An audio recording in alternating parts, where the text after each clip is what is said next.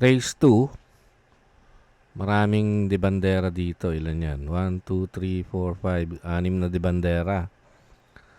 Pagka ganyang maraming debandera, hahanapin natin ngayon yung pwedeng tumagal. So yung O-Route, makikita nyo naman 6 yung speed points.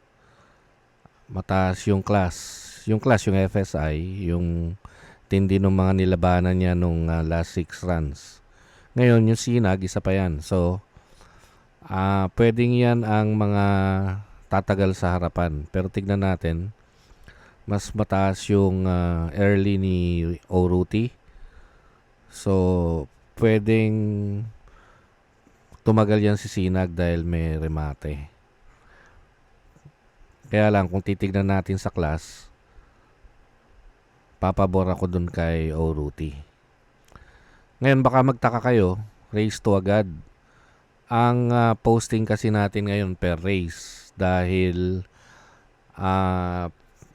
para ito actually dun sa mga member nung HRP VIP na nasa Facebook ngayon. Meron tayong trial period, 1 week, na kung saan nilalagay natin yung dalawang programa ng HRP ng libre.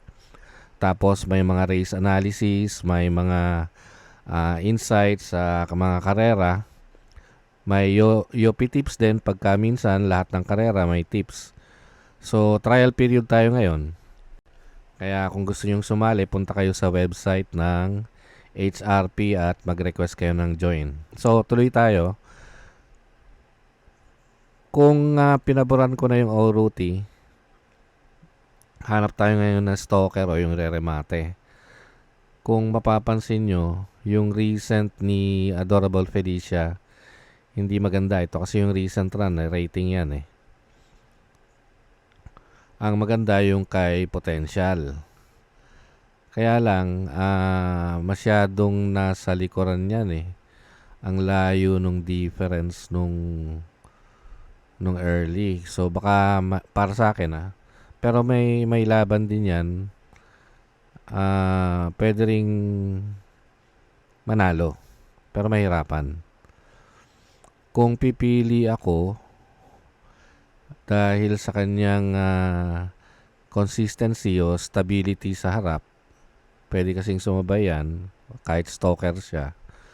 Panigunda ko yung Adorable Felicia. Sa page natin, meron din tayong nakapost doon. Kaya kung magko-comment kayo sa race 2 ng HRP2, yan yung message na lamang na sa tingin ko iba yung mga nandun sa race cards natin. So, yung mga tip doon AI generated kasi yun eh.